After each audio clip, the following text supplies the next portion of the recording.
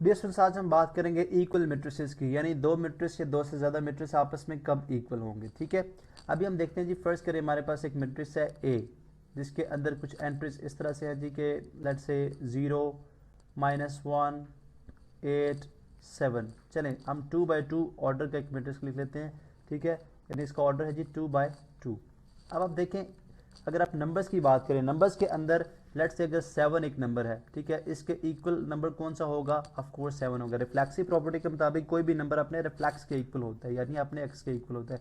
इसी तरह जब मैट्रिसेस में भी बात करते हैं तो ऑफ कोर्स एक मैट्रिक्स के इक्वल अगर मैं एक मैट्रिक्स बी लिखना चाहूँ तो ये बी मैट्रिक्स जो है वो एग्जैक्टली ए मैट्रिक्स के बराबर ही होगा, तो तभी वो ए और बी आपस में इक्वल हो सकती है। यानी अगर इसकी एंट्रीज, ठीक है, ए मैट्रिक्स के बराबर हों तो तभी वो बी मैट्रिक्स और ए आपस में इक्वल होंगे। ठीक है, तो अभी हम क्या करते हैं, अगर मैं ए मैट्रिक्स को यहाँ से कॉपी करा लूँ, ठीक है, बिकॉज यही एलिमेंट्स यही लिखने हैं मुझे, तो अगर मैं यहाँ से इसको कॉपी कर लूँ, ठीक है,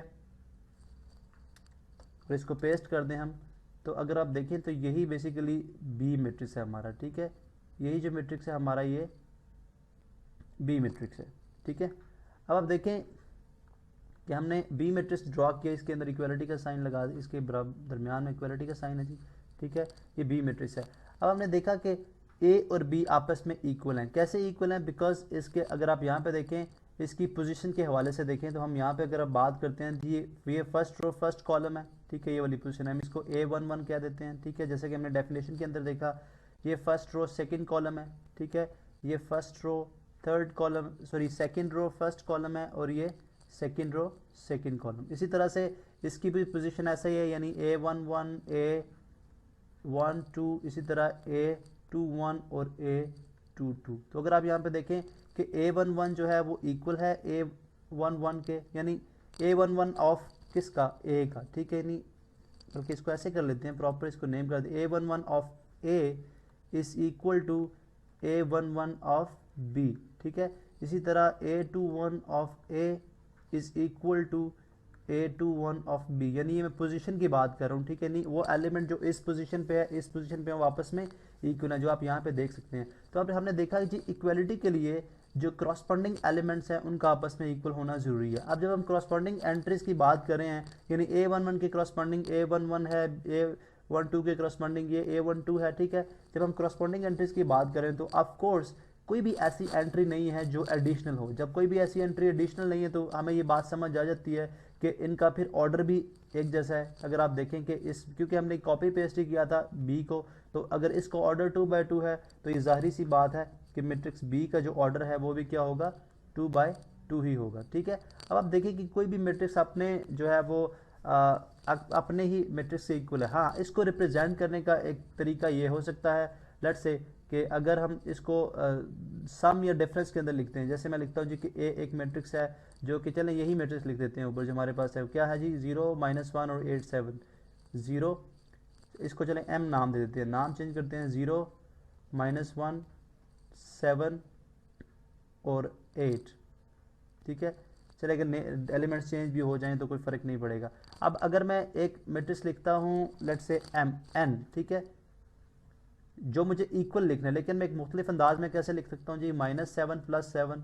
ठीक है, 0 का मैंने -7 + 7 लिख दिया, इसको मैंने लिख दिया 4 - 5 जो कि -1 के इक्वल होता है, इसको मैंने लिख दिया 4 + 3 जो कि 7 के इक्वल होता है, और इसको मैं लिख दिया 5 + 3।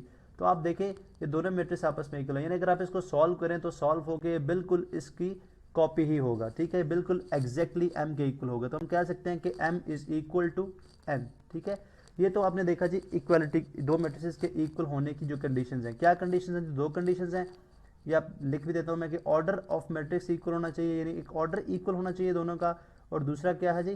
क्रॉसपॉन्डिंग एंट्रीज, यानी क्रॉसपॉन्डिंग एंट्रीज है वो भी आपस में बराबर होनी चाहिए। अब इसकी एप्लीकेशन पे बात कर लेते हैं कि एप्लीकेशंस क्या है इसकी। फर्स्ट करें, अगर एग्जाम्स के अंदर ये हमें कोई ये सवाल पूछता है हमसे, एक अननोन वेरिएबल देके, फॉर एग्जांपल जैसे हमें बोला जाता है जी कि एक पी मैट्रिक्स है जो कि है -1 2 5 7। ठीक है, और एक मैट्रिक्स है हमारे पास एस, ठीक है, जो कि है x + 1 2y 2y + 4 और 7। ठीक है, और हमें ये बोल दिया जाता है जी P और S जो है वो आपस में इक्वल मैट्रिसेस हैं, ठीक है, ये कंडीशन दी जाती है। If P and S are equal matrices तो फाइंड X एंड Y। तो हम बड़ी आसानी से कर सकते हैं इनको मालूम किस तरह से कि हम जो क्रॉसपॉन्डिंग एंट्रीज हैं उनको इक्वल रख लेंगे। क्यों? बिकॉज उसने खुद बता दिया, यानी गिवन हमें ये है कि दोनों मैट्रिसेस आपस में इक्वल हैं, ठीक है। तो हम x+1 की क्रॉसपॉन्डिंग -1 है तो आ जाएगा जी x+1 इज इक्वल टू -1। तो x इज इक्वल टू क्या आ जाएगा, ये +1 दोनों तरफ हम -1 यानी एडिटिव इनवर्स ऐड करेंगे 1 का, ये कैंसिल हो जाएगा तो -1 प्लस -1 ये -2 यानी x इज इक्वल टू -2 हो जाएगा। इसी तरह 2y + 4 को इसकी क्रॉसपॉन्डिंग कौन सी है, जो सेकेंड रो फर्स्ट कॉलम पे है, ठीक है, 5। तो हमारे पास आ जाएगा जी दोनों तरफ 4 का एडिटिव इनवर्स ऐड करेंगे, हमारे पास ये कैंसिल आउट हो जाएगा तो आ जाएगा 2y इज इक्वल टू 5 - 4 1।